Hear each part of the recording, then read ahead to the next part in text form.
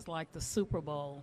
Um, I just have to say this that before I start is that I haven't been in ministry very long. As a matter of fact, God called me into ministry when I was quite long on the tooth, and I had a career in public health prior to ministry. So a lot of my public health skills I have found have been very useful to me in terms of mission work. In bridging cultures, the bottom line is we're simply trying to go out and help. Sometimes when you're going out with the best intentions, or I think a phrase goes, the road to someplace bad is paved with good intentions, yeah, that can be very much the case. Okay, we're located in Weatherford, Texas, which is about 30 miles west of Fort Worth. I always like to call it cowboy country. We're known as the cutting horse capital of the world. And if you don't know what cutting horses are, obviously you're not from West Texas. We have, Bridging Cultures is our outreach ministry. We have a number of churches that work with us. So typically when we do go abroad, we simply are not the only church that goes.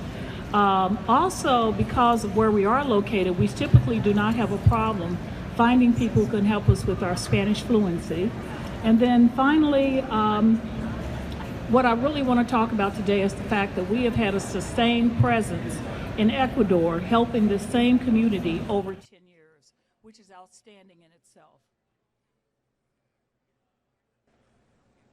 Why? Okay, there we go. Okay. These were our initial objectives, and this is prior to my joining this congregation. The initial objectives were to assist a marginalized community, and as Shannon mentioned in our introduction, these are people that are Afro-Ecuadorians who had ran away from slavery and had hid out in the mountains, and so thus generations have grown up in this particular community. But they're still all of African descent. Let's see, what else do I want to say about this? Let's see. What we wanted to do is we wanted to provide items to this the members of this community that were not readily available to them. And we also wanted to see that they were introduced to Jesus Christ as their Lord and Savior, because of course we are in the disciple-making business. How well did this work? Not very well at all. Just want to show you the valley we're working with, the extreme remoteness of the community from central Ecuador. Now, what was our initial assistance? Well, first of all, we thought about taking the people's shoes. So on one trip, we took a truckload of shoes down there, actually a plane load. And guess what? Came back, couldn't find any of the shoes because the people didn't need shoes. We took something that we thought they should need. We thought something that these people were deprived because they didn't have any shoes. Well, they didn't need shoes, duh. The next thing we did was we decided that we wanted to provide the community members with college scholarships. They did not need college scholarships. Now remember, these are things that we decided that the community should have. The worst thing in the world you can do is simply go in with this missionary attitude that you're going to tell the people what they need rather than ask them what they want. Okay, so in our process, what I'm really just up here a few minutes to talk about is our evolution towards the realization of what I just said. So once we did, this is similar to some work that I did in Appalachia, that first of all, we need to make sure that whatever we're doing, that the community definitely has a voice. I once had a colleague, and she told me at the University of Michigan, and she told me that it took her 3 years to get into an African-American community in Detroit because she simply had to gain the trust of the people. A lot of times we bypass this. We just think that we've got money, we've got resources, we have know-how, and that's going to work. That doesn't always work. We have to make sure what we're doing is community-based. A lot of times people will go in because, oh, I need a thesis project, or I need something that is for me, rather than you're truly going in with the intention of helping other people. And then finally, the most important piece is whatever you're doing must be community empowered. You need to ensure that the people do have a voice and that they can, if they want to vote down what you're planning to do, they vote down what you're planning to do. But first and foremost, whatever it is, the genesis should be with the people rather than with the people that are showing up. I know this sounds pretty straightforward, but nevertheless, for some organization, it's a pretty flat learning curve. So, what are the three major pieces when you're doing mission, as far as I'm concerned, based on my experiences in public health that I've applied to this? First of all, do an assessment. Go in and sit with the people around the fire. Sit with them and find out what their concerns are, what their issues are, what their needs are, what's most important to them. When I was in Appalachia, one of the things was we were concerned about adult obesity. Guess what? The people that we were talking to, they were more concerned about methamphetamines labs being in their community. That was a very real and a real present danger for them, rather than what we as public health people thought. The same thing in Ecuador. Again, we had to go in and sit down and listen. You know, you've heard the old adage, we have 2 ears and 1 mouth for a reason. Okay, I didn't say that, but yes, that's exactly what I mean. So what did we do? How did we do this? What we did was we began listening to a women's organization that was there in the community. One thing that is very much of a constant is, regardless of which community you go into, there's always what we refer to as natural leaders, people that have come together, people that are respected by the other members of the community, and also their input, their endorsement is very important to people, members of the community.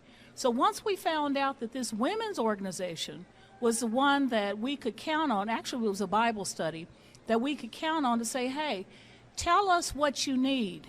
Tell us how we can best serve this community. And what we discovered was, one of the most important things was, they simply wanted homes to be built. Nothing complicated, nothing fancy, just, hey, how about we find ourselves living in better dwellings? And then finally, whatever you do, you need to evaluate it to make sure that you got the end result that you should get. Oftentimes we do something, we leave, we pat ourselves on the back, we feel good about what we did, end of story. You don't know if what you did had a long range or a short-term impact. All you know is you did something.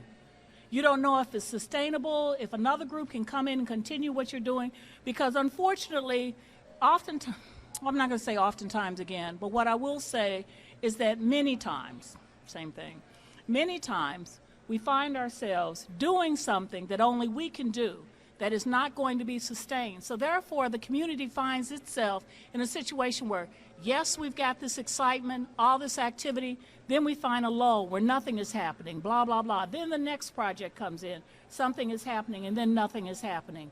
Therefore, this doesn't create trust with the community. This causes very much a situation in which the community becomes resistant or has a very difficult time working with future people that have the best intentions. One thing I will also say is that I saw the same situation when I was working with the tribes in Washington State. Minority communities seem to be a magnet for researchers, that they want to come in and just want to study people. The people will tell you in a heartbeat, I am not a guinea pig to be studied. My life is not a social experiment. This is what I do. These are my children that we're raising here. And the fact that, hey, guess what? You want to say, well, this is something we can expose these children to because they're in this situation. Think about your own children and put them in that situation. Is that something you feel like they should be exposed to? But again, your evaluation, not just among yourselves, but very much so with the community and any other stakeholders that might be present. Okay, so we discovered, whoa, home construction, that might be a big deal. Wow, that's what we did. We began building homes. We began hopefully fostering a sense of relationship or community among the people, and also acknowledging that we could help, but everything in the world that happened to these people was not dependent on whether or not we intervened or not. This is an example of us going in, this family here, not only are we helping build their home, but they're helping us build their home. questions?